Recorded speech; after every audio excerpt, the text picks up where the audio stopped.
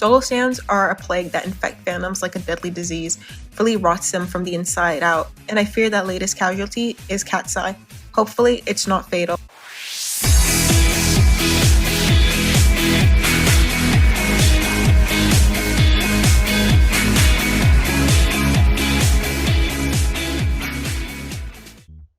Solo standing is a weird phenomenon in K-pop. Solo standing has a variety of degrees of toxicity, but for the most part, it's pretty frowned upon by the larger K-pop community. Simply because, for the most part, it makes a fandom and fandom spaces incredibly hostile. And in the best case scenario, being a solo stan means you stan soloists. However, that is seldom the case. Like, nobody uses solo standing to say that you stan soloists. Then there are the casual listeners who enjoy a group's music but only know one member either from other works or because this member is the most popular. This isn't so bad since the fan is a solo stan simply for practical reasons rather than anything malicious.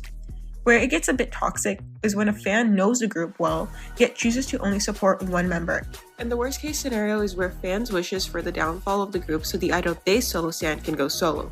These stans are also known as akages in Korean, which means a fan who only likes one member and actively hates the other members. The word is an abbreviation for the direct translation of malicious individual fan in Korean. So now that you know what solo stans are, let's get into the video. Survival shows. Survival shows are almost tailor-made to create solo stans. The very structure of these shows where individual contestants compete against one another for a spot in the final group naturally fosters a me versus them mentality. Fans are encouraged to pick their favorite contestant and root for them, often at the expense of others. As the show progresses, viewers are typically asked to vote for just one contestant, especially in the later stages. The setup creates a zero-sum game. For your favorite to win, others must lose. This environment breeds a sense of competition, not just among the contestants, but also among their fans, who often become fiercely loyal to their chosen idol. While having loyal solo stans might seem like an advantage, they're the fans who will buy multiple albums just for a chance to get their biases photo cards, and they'll support every solo activity with unmatched enthusiasm. They're more of a liability than an asset. The intense focus on one member can lead to the division within the fanbase and can undermine the group's overall success. This is just what survival shows do. By their nature, they create a foundation for this kind of division. Unlike pre-formed groups where fans can admire all the members equally and where the success of one member contributes to the success of the group as a whole, survival shows force fans into a competitive mindset. This mentality doesn't disappear once the group is formed, it carries over, creating an environment where fans continue to view the success of other members as a threat to their bias rather than a benefit to the whole group. A recent and particularly poignant example of this issue is the case of Katseye. The group has been plagued by a solo stan problem, which became even more pronounced after the release of their Netflix documentary. However, the roots of this problem can be traced back to their survival show that formed the group. Manon, one of the members, has been the center for controversy, with her fans becoming especially defensive. Manon has been criticized for being popular primarily due to her looks and her race, rather than her talent. This is what her critics say. This criticism is somewhat ironic considering that other members of Katseye also garnered support for similar superficial reasons. For example, many Filipinos supported Sophia because she shared their nationality, and many South Asians rallied behind Lara and Israela for the same reason. Samara, before her scandal, was widely supported by Brazilians simply because she was Brazilian. While these idols are undoubtedly talented, nationality and representation played significant roles in their popularity. Yet for some reason, Manon and her fans received the most backlash, which understandably led her fans to become fiercely protective of her. This defensiveness has manifested in troubling ways. For example, Daniela, Megan, and Yunche have all been targeted by Manon's fans, despite having nothing to do with the scandal, highlighted in the documentary. It seems that Manon solo stans are using the documentary as an excuse to justify their behavior, now feeling more validated in their bias. The Netflix documentary itself has only exacerbated these issues. It provided a deeper look into the group's dynamics, revealing the tension between Manon and the other members, particularly Lara and Sophia, during their trainee days.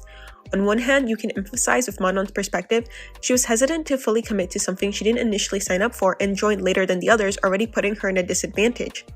On the other hand, it's understandable that Lara and Sophia would be frustrated to see friends and teammates eliminated despite their hard work, while Manon seemed unsure about her place in the group and seemed to be working less than them.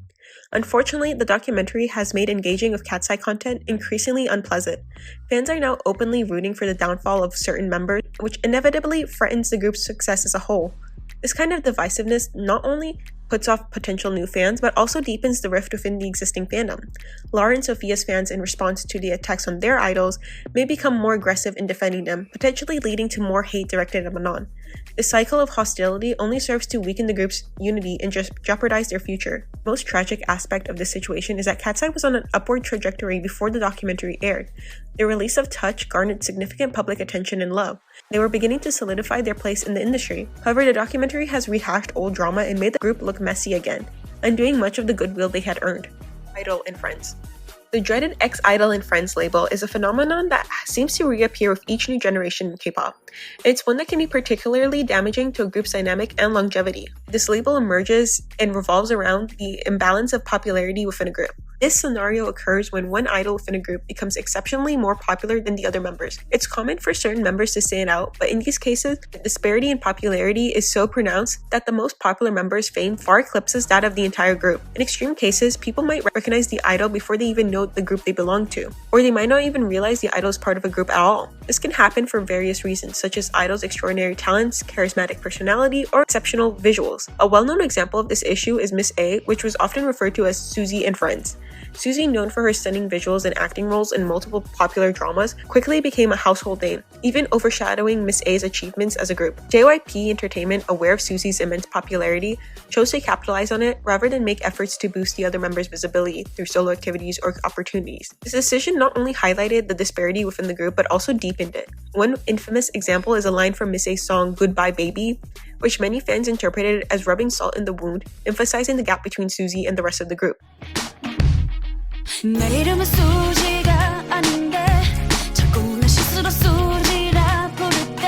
A group that would have easily fallen into this trap is IVE, particularly with members Wonyoung and Yujin. Both idols were already famous due to their time in IZONE and their participation in the survival show Produce 48. Their pre-existing popularity could have easily overshadowed IVE as a whole, creating a dynamic where Wonyoung and Yujin felt like separate entities rather than integrated members of the group. However, Starship Entertainment managed to navigate this potential pitfall effectively. While they certainly leveraged Wonyoung and Yujin's fame to boost the group's profile, they also ensured that IVE functioned as a cohesive unit. After their debut year, Starship successfully integrated Wonyoung and Yujin into the group without creating a visible divide between the former IZONE members and the rest of the group. In music videos, performances, and promotions, there was no apparent favoritism, and IVE was presented as a unified group, not merely a vehicle for promoting its most famous members. Not to say that IVE does not suffer from a solo stand problem, but it's definitely not as pronounced as Miss A's. The problem with ex-idol and friends dynamic is that it creates significant tension within the group. When one member is consistently given more attention, whether through better solo opportunities or more screen time or preferential treatment, it can foster resentment among the other members. This imbalance can lead to feelings of frustration and demoralization. If a member feels that their efforts are consistently overlooked or undervalued, they may begin to question the point of remaining in the group. After all, why continue to work hard if the spotlight is always on someone else? This kind of internal discord can have serious consequences. Groups labeled as ex-idol and friends often struggle to reach their full potential as the fanbase becomes divided instead of supporting the group as a whole. Fans may only support their favorite member, neglecting the group's collective achievements. This issue is exacerbated if the popular member frequently engages in solo activities, giving their solo stands even more reason to ignore the group activities. The result is a fragmented fanbase where the group's unity is undermined by the disproportionate focus on one member.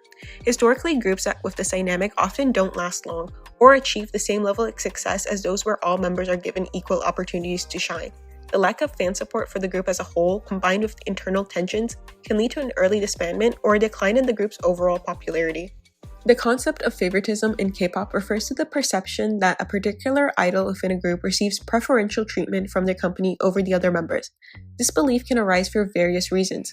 One member may constantly have more lines in songs, more screen time in music videos, more individual activities outside of the group, or even better outfits during performances and public appearances. While some of these reasons, like line distribution or solo activities, may have some basis in observable facts, others, like outfit quality, can feel more subjective and trivial. Nonetheless, these perceived imbalances are often enough to spark accusations of favoritism, leading to tension within the fandom. One of the most prominent examples of this is Jennie from Blackpink, who has been accused of being YG Entertainment's princess since the group's debut. These accusations have persisted for years and cover almost every conceivable aspect of favoritism that I went over, Except perhaps screen time, fans have criticized Jennie for having more lines than Jisoo, who's one of the lead vocalists, for having more solo activities, especially when she was the first and for a long time the only member to release a solo track, and for allegedly, or debatably, receiving the best outfits. These accusations often take innocent circumstances and turn them into something malicious. For instance, it later came to light that Blackpink members had significant input in the outfits they wore, challenging the idea that Jennie was being unfairly favored by the company in this regard.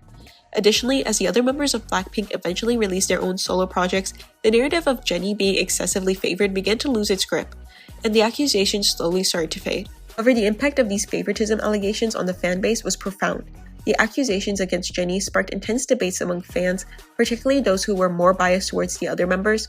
These fans felt that Jennie was receiving an unfair share of attention, which led to conflicts within the fandom as they argued with each other on why their own favorite member deserved the spotlight Jennie was getting. Infighting created an environment ripe for the rise of solo stans. As these solo stans became more vocal, the fandom became increasingly divided. Some fans developed a strong desire to see Jennie fail, believing that this would somehow rectify the perceived injustices against their own favorite member.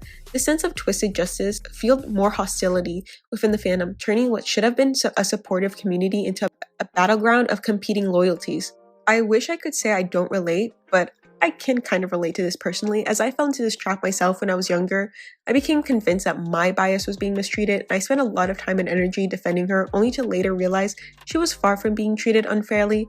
This experience taught me how easily fans can get caught up in these narratives, often without fully understanding the context or the decisions being made behind the scenes, especially when so much of the fandom is dedicated just to this infighting. The real danger of favoritism accusations is how they can fracture an entire fandom.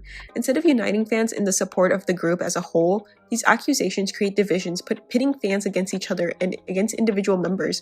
What begins as a simple observation about line distribution or outfit choices can spiral into a full-blown conflict that can undermine the cohesion of a fandom and, by extension, the group itself. I believe that solo stans pose a more significant issue in smaller K-pop groups compared to larger ones. To illustrate this, let's look at Blackpink since they're already on topic, which often is cited as a prime example of a group plagued by solo stans, and with only 4 members, falls below the average size of a K-pop group, making it small in this sense, and contrast them with LOONA, a much larger group with 12 members. Now, let's hypothetically say that both Blackpink and LOONA have the same percentage of solo stans, around 40% of their total fanbase. If we assume that these solo stans are evenly distributed among the members, again, let's just pretend, each Blackpink member would have 10% of the solo stans, whereas each LOONA member would have about 3.33%. This difference is crucial. In a smaller group like Blackpink, the 10% of fans dedicated to each member have a much louder and more influential voice compared to the 3.33% for each member of LOONA. Only a small portion of a large fandom is fixated on one member, complaining about that member not getting enough lines, screen time, or other forms of attention. It's easier for that majority to ignore them. Their voices, while present, don't carry as much weight in the overall conversation. However, in a smaller group, the percentage of solo stans for each member is larger, and therefore their voices are way more prominent and harder to overlook. As the number of solo stans increases, they often find validation and encouragement from each other, which amplifies their behavior. This can create a feedback loop where solo stans become way more outspoken and persistent in their demands, and in a smaller group, this escalation can be particularly damaging. The louder and more unified these solo stans become, the more they can dominate the discourse within the fandom, potentially leading to greater division and conflict. This dynamic can also have serious implications for the group's cohesion and public image. When solo stans dominate the conversation, it can overshadow the achievements of the group as a whole, making it seem as though the group's success is attributable to 1 or 2 members rather than the cohesive effort of all its members. This not only undermines the group's unity, but also creates a toxic environment within the fandom, where fans are pitted against each other in defense of their favorite member. In contrast, larger groups like LOONA are somewhat insulated from this issue. The smaller percentage of solo stans per member means that even if solo standing occurs, it doesn't have the same impact on the overall fandom dynamics. With more members, the focus naturally spreads out, and the fandom is more likely to appreciate the group's diversity and the unique contributions of each member. In conclusion, the problem of solo stans is more pronounced in a smaller group like Blackpink, where the higher percentage of solo stans per members gives them a louder and more influential voice, while larger groups like LOONA, with their broader distribution of fan attention, are less vulnerable to this issue, allowing them to maintain a more balanced and harmonious fandom. Well, calling the LOONA fanbase harmonious is a bit misleading. Scandals can really shape a group's trajectory. Another interesting observation is that K-pop groups that experience a major scandal early into their careers or struggle to achieve immediate success tend to have fewer solo stans. These groups often don't face the same level of internal division within their fandoms because fans are preoccupied with more pressing concerns like protecting the group from external threats or preventing disbandment. When the fandom's energy is focused on keeping the group afloat and shielding them from antis, there's less room for petty infighting or the formation of solo stan factions. In contrast, fandoms of groups that are relatively free from scandal or hate seem to have more opportunities for solo stan wars. These fans, not burdened by the fear of disbandment or major controversy, sometimes find themselves nitpicking over which member is receiving better treatment. Take G-Idol, for example. The group had a remarkably successful debut under Cube Entertainment, which, while not one of the top-tier companies, is still well-known, and despite this, Cube has a reputation for struggling with management and promotion. So it was impressive that G-Idol, a rookie girl group with relatively unknown trainees apart from Soyeon, who had participated in 2 survival shows, managed to capture the attention of the K-pop community so effectively. Some might downplay the magnitude of their debut by comparing it to juggernauts like Blackpink or New Jeans. It was nonetheless an exceptional achievement. However, with this success came the inevitable criticisms. G-Idol faced accusations of being Soyeon and friends, as Soyeon received the most attention and solo lines. She was arguably the most popular member, sharing that spotlight with Yuki at times, and in certain areas of the world. She certainly garnered the most praise for her work, particularly as the group's leader and primary songwriter-producer. Although G-Idol did face other controversies such as issues surrounding cultural insensitivity with ethnic hip, the Soyeon favoritism narrative seemed to stick. That is, until the groups encountered a much larger scandal, the bullying rumors involving Soojin, which ultimately led to her departure from the group. The scandal eclipsed the favoritism allegations and posed a genuine threat to the group's future. With G-Idol's survival at stake, the fandom's focus shifted dramatically. The infighting over who was getting more lines or more attention suddenly seemed trivial. The Soyeon and friends comments subsided significantly as fans united to support the group through this difficult period. The fear of the group disbanding or failing following the lineup change helped suppress the internal conflicts, showing how external pressures can push a fandom to come together rather than splinter. G-Idol's experience highlights a broader pattern in K-pop fandoms. When things are relatively peaceful, fans may create drama or problems where none truly exist. Perhaps it's driven by a desire to root for the underdog, a sentiment that has become increasingly important in K-pop culture. When there's no real struggle, fans might manufacture one by becoming solo stans, creating narratives of mistreatment or accusing the group of favoritism. In essence, when a group is thriving and free from significant external threats, the fandom's energy might turn inward, leading to the creation of unnecessary conflicts and divisions. Also, fans may gravitate towards supporting the least popular member of a well-known group rather than backing an entirely new group, as it gives them the satisfaction of rooting for an underdog within a successful context. This allows them to experience a sense of martyrdom and pride without having to endure the struggles of seeing their favorite work tirelessly to achieve the success that their already popular group has already attained. When fandoms focus too much on individual members and perceived injustices, they risk undermining the very thing that makes these groups special: the rise of aces. I will say, I know a lot of people, because of my video on Where Have Positions Gone, have said this, have the strong belief that companies are purposely trying to push the ace title on idols. However, I don't think it's true. I believe an idol being an ace is way more important for fans than it is for companies. I generally believe that companies are not trying to create aces. Of course, they want to find multi-talented trainees, but it's a lot more important for fans that their favorite idol or their favorite group has an ace than it is for companies to have aces. I say this just because I don't see companies calling their idols aces, but rather being strictly fans who obsess over this title. I could be wrong, but I just think it's one of those cases where the K-pop fandom isn't conflating what is important to us to what's important to the industry. And sometimes those two things don't equate. They usually do, but sometimes they don't. The growing obsession with labeling an idol as the ace within K-pop groups has negatively impacted the concept of teamwork and collaboration that these groups are built on. When one member is singled out as the ace, receiving the majority of attention for their multiple roles and perceived superiority, it inevitably diminishes the value of or contributions of the other members. The dynamic can lead to an unhealthy hierarchy within the fandom where other members are seen as secondary or less important despite their own unique talents and contributions. Such a focus on a single member undermines the core idea of what makes a group successful, each member's individual strengths combining to create a harmonious and well-rounded unit. When fans in the industry place one member on a pedestal, it not only skews public perception but also disrupts the internal balance of the group. The notion of an ace overshadows the importance of collaboration and the collective effort required to achieve success. It sends the message that this group's accomplishments are primarily due to one person. which can be demoralizing for the other members and disheartening for fans who appreciate the group as a whole. Moreover, the discussion of aces can fuel the mindset of solo stans, who may begin to believe that their favorite idol would be better off leaving the group. This can create unnecessary tension and division within the fandom, as these fans might start to view the other members as obstacles to their favorite success, rather than as teammates who contribute to the group's overall achievement. This not only harms the group's dynamic but also fragments the stability of the group itself. When fans push for their preferred member to go solo, it raises the questions about the group's future and the value of staying together when one member is perceived as capable of fulfilling all roles and outshining the rest. In the end, the ace discourse risks reducing the group to a mere platform for one individual rather than celebrating the synergy that makes K-pop groups special. The strength of a group lies in its diversity, with each member bringing something unique to the table. When fans in the industry recognize and support this diversity in talent, it reinforces the importance of teamwork and ensures that all members are appreciated for their contributions. So that was my video on solo stans. I definitely feel like they are the worst or one of the worst aspects of fandom culture. I simply don't understand why you would choose to stan a group only to hate the other members. To me, that's completely unreasonable behavior. I understand not knowing the other members, but actively hating the other members is unacceptable and disappointing. Like, I don't know all the members of NCT, but I don't feel like hating them, well, except for Taeil. I am recording this when the Taeil's crime, not gonna call it scandal, crime is occurring, so I understand not liking him or even hating him, but the other members of NCT, I don't understand why I would hate on them just because they are not my bias. So this was my exploration on rotten parts of the fandom. This might be my last video for a long while since I will be going back to uni soon, and just settling in, going back to classes and all that might take some time, and I won't be able to post every 2 weeks until I go back on vacation. But yeah, I hope you guys enjoyed, and until next time, bye! Don't know when that will be, but hopefully soon.